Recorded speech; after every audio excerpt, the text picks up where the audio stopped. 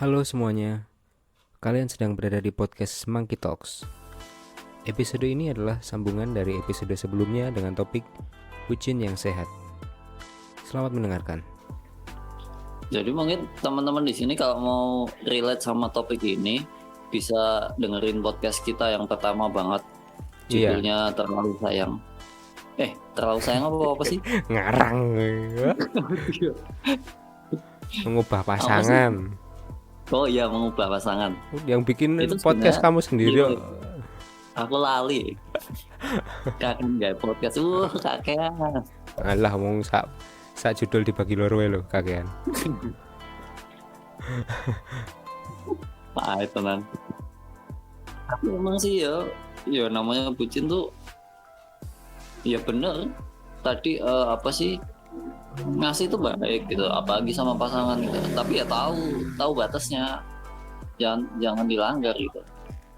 Meskipun itu juga atas konsenmu sendiri, atas izinmu sendiri, nggak apa-apa lah aku ngasih dia kayak gini. Tapi kalau kita bahas soal orang-orang yang manipulatif tadi, wah itu triknya banyak banget demi ngeruk apa yang kamu punya buat dia dapetin ini. Satu hal tentang orang manipulatif ya. Kadang kita ketika kita berhadapan dengan orang manipulatif, kita nggak sadar kalau kita itu korban. Oh iya, Kita nggak sadar. Bahkan ketika teman terdekat kita mengingatkan, kita menganggap kamu tuh apaan sih? Yang paling ngerti pacarku ya aku. Nah, gitu. Jadi sering terjadi di kota-kota besar. Jadi menjadi korban orang manipulatif itu menutup nalar, menutup pintu-pintu rezeki sih ya, malah hidayah meneh. Kalau kita tahu bahwa tadi manipulatif kalau kita menjadi korban itu kadang kita nggak sadar, kemudian itu orang-orang di sekitar kita tidak anggap ya, karena kita merasa bahwa yang paling benar adalah si orang itu ya, si manipulator itu. Terus gimana ya cara mengatasi terutama soal bucin tadi? Gimana caranya kita bisa membuat relationship ini lebih sehat gitu? Kalau dari awal, aku pikir gini, kalau dari awal emang orangnya manipulatif, mau diarahin kayak gimana juga susah sih. Karena itu udah jadi kayak semacam karakter gitu. Diarahin ke polsek aja terdekat. Pak, ini Pak bikin masalah Pak. Kalau enggak ya gebukin teriak maling aja. Nah tapi lagi-lagi ya, anggap aja gini, manipulator atau orang yang manipulatif itu kan sesuatu kadang-kadang kita nggak bisa kontrol, seperti yang kamu bilang, susah kita mengontrol mereka. Tapi ada hal yang bisa kita lakukan, yaitu adalah membangun jaringan pertemanan. Nggak maksudnya, jadi hidup kita tidak hanya melulu aku dan pasanganku. Aku punya teman lain. Fungsinya teman lain itu apa tahu? Untuk verify bahwa ada sesuatu ini benar apa enggak. Kalau bisa lebih dari satu lebih baik ya, maksudnya biasanya gini loh. Ketika salah seorang pasangan itu cheating, selingkuh atau berbuat tidak senonoh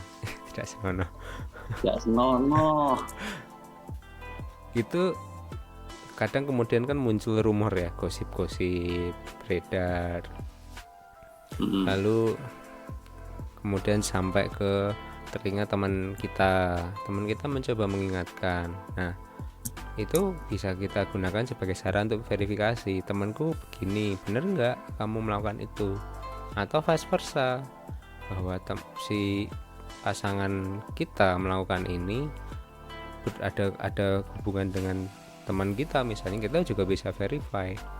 Poinnya begini, kita tidak bisa menganggap bahwa pasangan kita itu innocent 100%. Namanya manusia ya, kadang-kadang melakukan white lies. Nah problemnya adalah apakah hal-hal ini bisa menghancurkan hubungan apa enggak. Kalau enggak sih ya wes, nggak usah dipermasalahin, nggak usah dipusingin. Tapi kalau kemudian sedikit demi sedikit menggerus kepercayaan, mengubah pola yang tadinya baik menjadi kurang baik, atau yang tadinya kurang baik berubah menjadi baik, malah berubah lebih buruk gitu. Ya kita kan juga nggak mau. Yes. Nek menurutku ngono sih. Ya benar sih. Tatarannya itu kan sebenarnya kan kesepakatan bareng kan. Iya, tapi maksudku gini loh ya, aku tidak mengatakan bahwa kita tuh harus menjadi orang, kita nggak harus menjadi santo dan santa ya, yang suci ya. Poinnya bukan itu. Poinnya adalah buatlah jaringan pertemanan atau jaringan persaudaraan di sekitarmu gitu loh. Jangan cuman berfokus pada hidupmu itu pada dirimu dan pasanganmu aja. Dan buka pikiran juga, jangan cuma dengerin pasanganmu doang. Iya, ya itu sebetulnya ini hal yang lebih universal sebetulnya. Misal ini kita juga berlaku juga untuk hal-hal yang lain. Misalnya ada temanmu bilang ini si A ini gini loh. Nah, apakah kamu mau menelan mentah-mentah ucapan si temanmu itu bahwa si A begitu? Kamu punya kesempatan untuk memverifikasi ke si A atau tanya pihak yang lain juga, bener nggak sih si A itu? Atau kamu langsung tanya ke si A, kamu ada yang bilang kayak gini, bener nggak sih? Banyak gitu loh hal-hal yang serupa. Iya, emang harusnya gitu sih. Nenek Cuman ya menurutmu bi? Kalau udah bucin terus apalagi dimanipulasi ya, bucinnya dimanipulasi gitu. Itu biasanya si pelaku maksudnya pasangan yang memanipulasi si bucin itu, dia itu udah tahu celahnya gitu. Iya banget. Nah, jadi emang harus benar-benar misalnya kita yang jadi bucinnya, kita harus benar-benar membuka pikiran gitu, melihat dari sudut pandang orang lain tentang hubungan kita. Dan itu susah,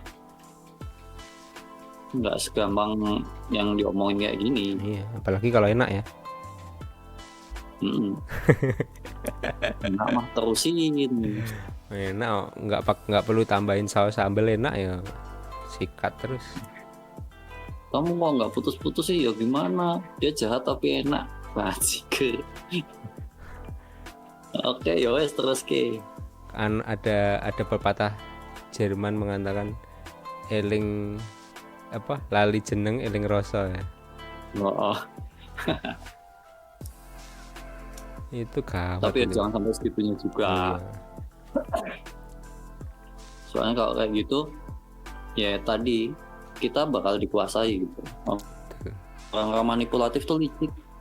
Mereka bakal tahu celahnya kita di mana, dimainin. Contoh nih, misalnya cowok-cowok yang abusif, main tangan sama ceweknya gitu. Si ceweknya bertahan dipukuli gitu sampai suatu titik dia ngerasa capek gitu. Terus dia ngerasa udahlah cukup gitu, aku udah capek gitu. Si cowoknya paham soal itu, dia akan ngelakuin triknya apa? Nangis, minta maaf, mohon janji nggak bakal ngulangi lagi. Dan habis itu ya kita bisa nebak si cewek pasti luluh, maafin lagi, dan itu nanti bakal terulang lagi. Triknya kayak gitu. Atau kalau misalnya cowoknya posesif banget gitu, ketika si ceweknya akhirnya capek diposesifin, si cowoknya akan memberi kelonggaran. Ya udah, aku nggak bakal ngelarang kamu lagi kok, kayak gitu. Tapi itu cuma bakal bertahan bentar, endingnya juga tetap bakal balik lagi kayak gitu.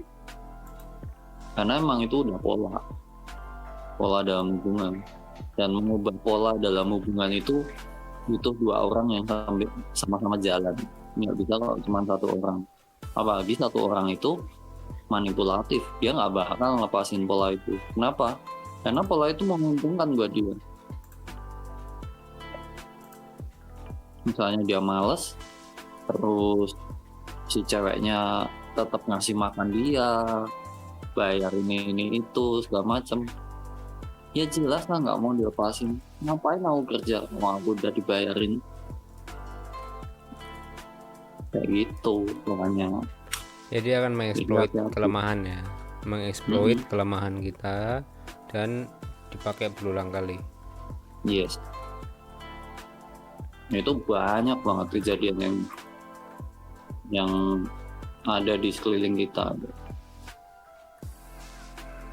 Dan itu parah. Makanya hati-hati banget kalau soal hubungan itu, jangan sampai melebihi batas lah. Kita bikin batas, apa aja yang bisa kita kasih ke dia, apa aja yang bisa kita lakuin buat dia. Tapi ya udah segitu aja gitu. Jangan ngasih lebih. Ya kalau ada kelebihan lebih baik disumbangkan ke panti asuhan atau panti bereda terdekat. Iya. Atau bikin sekolah di pelosok itu kan jauh lebih berguna. Atau misalnya kalian merasa nggak mau ngasih uang ke orang lain, ya kalian buka ternak lele juga bisa kok. Atau transfer ke aku juga boleh. Nah, katanya kamu nunggu tante. Oke. Belum dapat tandanya. Oke, sudah cukup jelas lah ini pembahasan soal bucin ini, memang sangat memilukan. Memilukan. Terima kasih telah mendengarkan podcast Monkey Talks.